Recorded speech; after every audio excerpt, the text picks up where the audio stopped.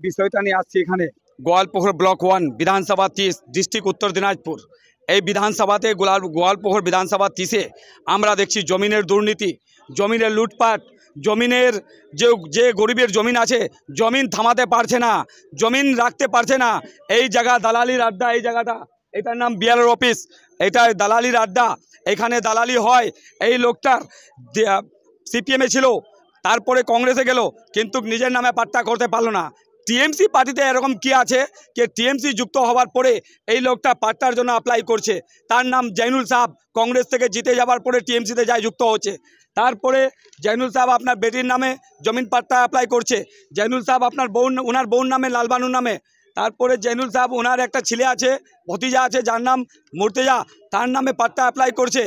এই চিজটা কি আছে যে টিএমসি পার্টিতে যাই যুক্ত হওয়ার পরে 5টা অঞ্চলের দায়িত্ব ওনাকে দিচ্ছে মন্ত্রী, আর মন্ত্রী বলছে এই বিআরওর অফিসে আর ব্লকে বিডিওকে আর থানার আইসিকে কে তোরা 3জন লোক এই জৈনুল সাহেবের কাছে দাঁড়ায় থাকবি, এরা বাড়ি ভাঙবে, জৈনুল সাহেব কিচ্ছু করবে না, অ্যারেস্ট করবেন না। গরিবের বাড়ি ভাঙচুর করলো কোথায়? কমলা বাইনের কোথায়? ইন্ডিয়া পেট্রোল পাম্পের আগে জৈনুল নিজে ঘরগুলো ভাঙছে। আপনারা বুঝেন কে জনগণ থাকতে পারবে? এখানকার গরিব লোক এর জমিন বাঁচবে? কারোর জমিন বাঁচবে না। এই ধান্দাটা বন্ধ করার জন্য আমি গোয়ালপুকুরের বিরোধী দলের নেতা ডক্টর গোলাম সরবর 2021-এর এমএলএর প্রার্থী আর এখন রাজ্যর সম্পাদক আমি হয়, এখানে গরিবের লড়াইয়ের জন্য আমি আসছি। কে একদম 100% সত্য কথা আছে কে 200 বিঘা চা বাগান এই প্রধান মেম্বরের, আর 200 বিঘা 50 বিঘা 100 বিঘা চা বাগান পাট্টার মূল্যে জমিনে ওদের জমিন খালি হচ্ছে না। গরিবের যেগুলো গরিব দিবি 1 একর জমিন নিজে পরিবারটাতে মাটির মধ্যে কাজ করে খাচ্ছে, তাদের জমিন ছিনতাই করছে এই জৈনুল সাহেব। এই পাওয়ারটা মন্ত্রী দিচ্ছে আর গোলাম রসুল উর্ফ মুনি সাহেব দিচ্ছে। এই দুজনের পাওয়ার পায়, এখানে জমিন গরিবের কাটে পাট্টার অ্যাপ্লাই করছে জৈনুল সাহেব। আমি বলছি তো এই আহমদ রাজা এইগুলো তো নাই, আহমদ রাজা, মুনি সাহেব আর মন্ত্রী আর জৈনুল সাহেব 4টাই লোক আছে টিএমসিতে, সবগুলো পরের লাইনে। এইগুলো লোক আপনারা জানেন না যে এইগুলো পাট্টা কিভাবে হচ্ছে, বিআরও অফিসকে কে ফোন করছে? আগে তো করতে পারেনি, কংগ্রেসে থাকে, সিপিএমে থাকে, করতে পারলো না, টিএমসিতে আসে এই মন্ত্রী এখানে অফিসে ফোন করে, বিডিওকে ফোন করে, আইসিকে ফোন করে জৈনুলের সঙ্গে যায়, জৈনুল গরিব লোকের ঘর ভাঙে, জমিনের নামে অ্যালার্টমেন্ট করছে। বলছি এই ঘটনাটা কোন এলাকা? এই এলাকাটা গোয়াগা 1-এ আপনার তিলান মজা, গোয়াগা 2-তে তিলান মজাতে কলিগের নামে গ্রামটা আছে, সেই জায়গায় জমিন আছে। আর জমিন কোন কোন জায়গায় আমি বলে দিচ্ছি। জৈনুল সাহেব শোলপাড়াতে জমিন আমাদের নম ভাইগুলোর, তারপরে দুবগোল শাহপুরে আমাদের নম ভাই, আমাদের কলিগারে মুসলমান ভাই, তারপরে গোয়ালিনে মুসলমান ভাই, তারপরে ইন্টিয়ার মজা ইন্ডিয়া পেট্রোল পাম্পের আগে কমলা বাহিনীর। এগুলো গরিব লোক, তাদের জমিন ছিনতাই করে এরা পাট্টা মূল্য জমিন বানায়। এইগুলো জমিন 10 লাখ 15 লাখ কাঠা বিক্রি করে এরা নিজের টাকা উগাই করছে। তার জন্য বলছি আমি এখানকার মন্ত্রীর পাওয়ার না হলে এই লোকটা পাট্টা বানাতে পারতো না। টিএমসিতে আছে 2 মাসের ভিতরে পাট্টা বানার জন্য এখানে বিএলআর সাইন, বিডিও, আইসি সবাই সাক্ষী আছে এই পাট্টাটার সাইন করার। না থাকলে আইসি শাহপুরে ছিল, বিডিও শাহপুরে ছিল, এই বিআরও অফিসের বিআরওটা ছিল শাহপুরে। আমি জানি কে এখানকার আইসি দুঃখী আছে, আইসি কাজ করতে পারছে না, আইসির হাত বানা। এর জন্য আমি বলছি আমি জানি যে এখানে এগুলো চিজ কিভাবে এই লোকটা আছে, আপনি বলেন কিভাবে হচ্ছে। বলছি কি ঘটনা ঘটেছে আপনার জমির বিষয়? আমার জমিতে নিয়ে আমি চাষ করছিলাম আগে, 1983 থেকে পাটা হয়েছে, তারপরে চাষ করেছিলাম, তারপরে অনেক দিন জমিটাকে মানে করে খালাম চালো, তখন আমাকে বললো যে আমার পার্টিতে সামিল হয়ে যা, অর্ধেকটা জমি দিয়ে দিব, এই জমিটা তোমরা পাবেন না। যে লোক পাঠাইছিল ও নিজে বলেনি, ওর লোক পাঠাইছিল আমার কাছে।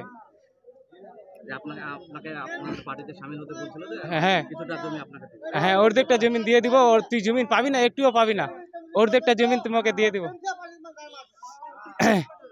এইসবগুলো কথা। আমার নাম এমডি রিজওয়ান আলম, কোয়ালিগর। না পাওয়া পর্যন্ত আমরা কাউকে ভুল বা ঠিক বলতে পারি না। যেমন ভুল নাই, এটা ভুল, বড় ভুল। জমিনের পাত্তা করবেন আপনি 20 লাখ টাকার জিলার গাড়িটা নিয়ে ঘুরে বেড়াবে, আপনি জানেন না উনি জেলা পরিষদ না উনি জেলা পরিষদ না, ওর মেয়ে। ওনার মেয়ে হ্যাঁ। জানেন না আপনি? ওনার মেয়ে। ওনার মেয়েটার নামে পাত্তা আছে, দেখেন কি আছে পুরো ছবিটা দেখেন। এই ছবিটা কে? আমি বললাম আপনাকে যে আমরা না, এটা কে? এটা জেনুল, এটা জেনুল বলুন, বলুন। এটা কে? এগুলো খেল চলেন, আপনাকে আমি ধমকার জন্য আসিনি, কিন্তু আপনাকে আইন বোঝার জন্য আসছি। এগুলো বাফের ডিআর অফিস নাই, জনগণের আইনটা তো বলে দিলাম। শুনেন, রেকর্ডের জন্য একটা লোক বারবার ঘুরে বেড়াচ্ছে কাউন্টার করে। এই সবগুলো আজকাল পরে এই লোকটা শুনেন, প্রচুর মামলা আছে, এগুলো যদি ঠিক করতে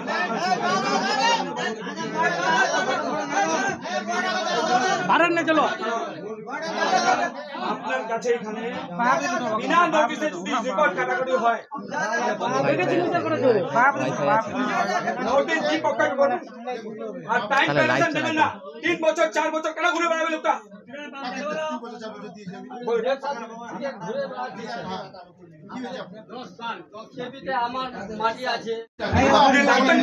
জমিনের জন্য কি থাকবেন আপনার? জমিনের তো অ্যালার্মেন্ট হয়ে যাবে, আপনার কি থাকবেন আমাকে? এইটা এই লোকটাকে আপনি জিজ্ঞাসা করছিলেন কি আসো তুমি পাত্তাটা নে, আমি চেক করবো, তো ডাকিল কেন ডাকবেন? আচ্ছা আপনি যে বলছেন কথাটা, না না এটা কেন ডাকেন না? আপনি যে বলছেন কথাটা, আপনি এই পাটাটা নিয়েছিলেন কখনো? কোথায়? আমার কাছে ছিলেন? তো অন্য জায়গা ছিল। তাহলে আপনাকে টাকা উচিত ছিল, আপনাকে টাকা উচিত ছিল। এটা অ্যালাইনমেন্ট করার আগে এই পাত্তাটা দেখা উচিত ছিল। অ্যাপ্লাই করছি তো, অ্যাপ্লাই করছি তো। আপনার সিল, আপনার সাইন নাই, আপনাকে কথা বললাম, আপনার সাইন না। আমার কি লিখে দিব? কি না কি দিয়েছি বলুন? ভেরিফাই কেন হবে? ভেরিফাই কেন হবে? এই জায়গাটা কি লিখে দিব? আমি বলছি enquiry the matter, enquiry the matter বলেছি।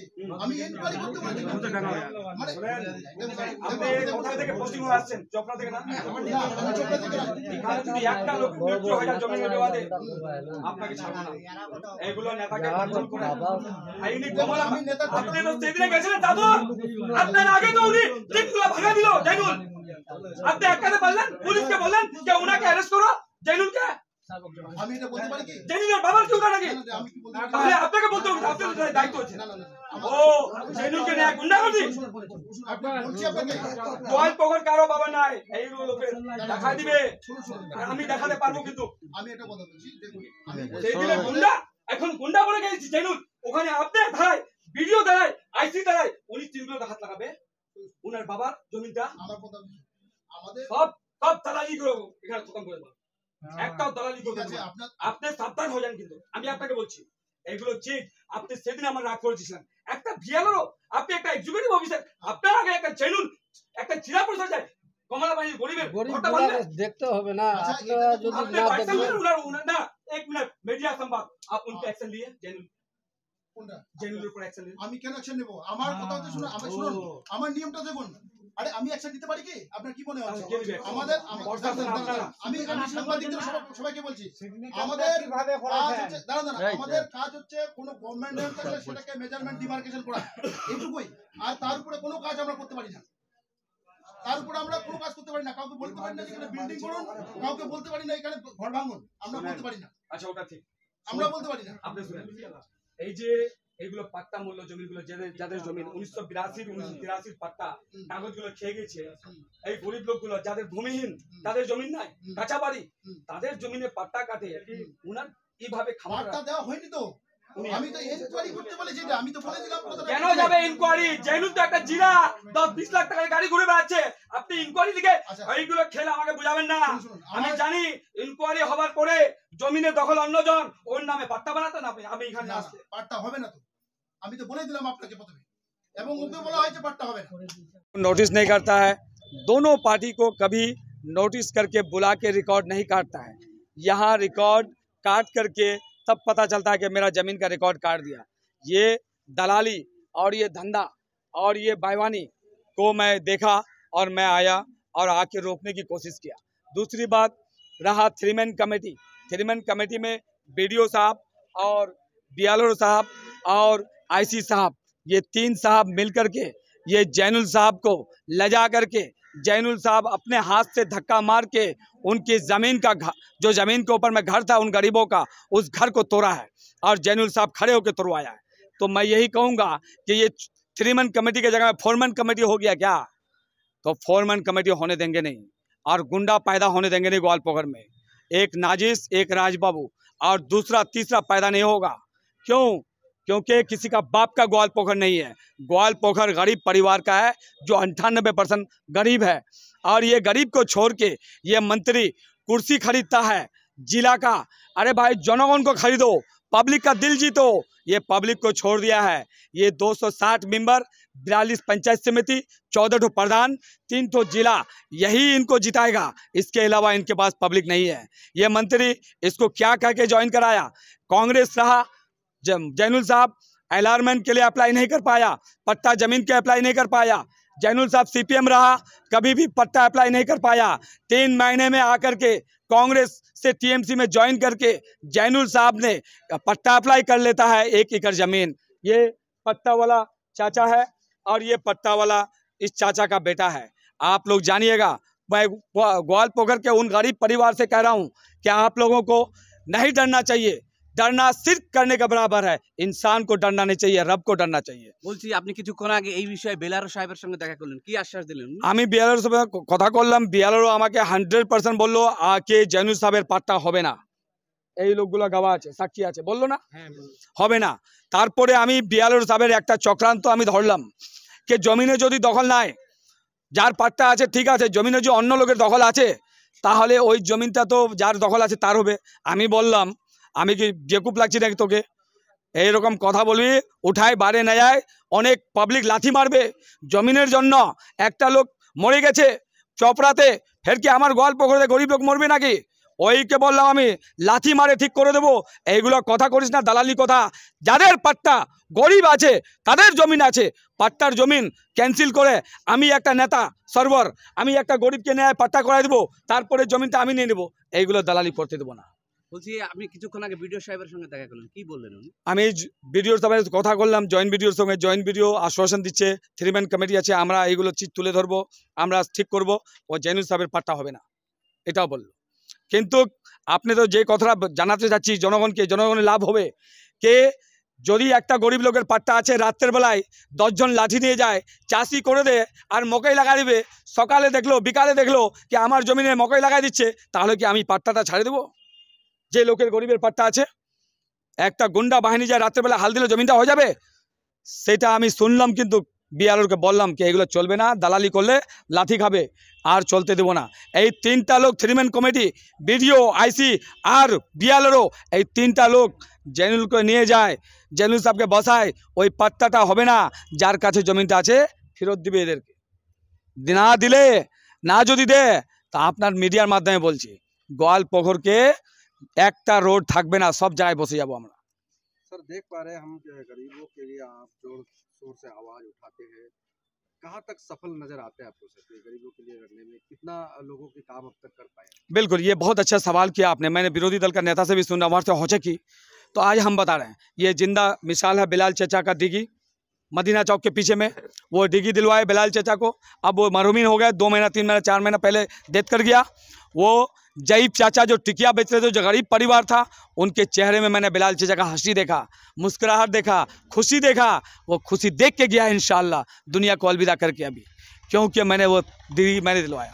अब बोल रहे हैं झलझली में भक्सू मेंबर साहब का परिवार में ज़मीन था, जो भी 9 डिसमिल 7 डिसमिल ज़मीन था, सबसे मैंने लड़ा, एक एक नेता से लड़ा। वो गरीब को ज़मीन मिला है, जाके पूछ के आइए। तीसरा मैं बता रहा हूँ, मनीरपुर में 10 कट्ठा माटी जमीन, उसका सब, उसका कागज, उसका रिकॉर्ड नहीं होने दिए। जमीन जिसका है उनका होगा। तीसरा बात बता रहे हैं आपको कि जमीन शाहपुर में निरपेन विश्वास, उनका 8 कट्ठा माटी में, जिसका ताला मार के ये गुंडा लोग चाबी बन करके लेके आ गया था, वो चाबी आईसी से लेके गया था छीन के, और वो गरीब का घर खोला था, उसमें आज बाउंड्री करके वो गरीब रह रहा है। क्या बताऊं और बताऊं, जो बच्चियों का इंसाफ किया हूं, 15-15 लाख का गरीब बेटियों का, 10-10 लाख, ये 15 लाख का इंसाफ करके गरीबों को 3 लाख मिलेगा, 2 लाख, 12 लाख नेता लोग खा लेता है।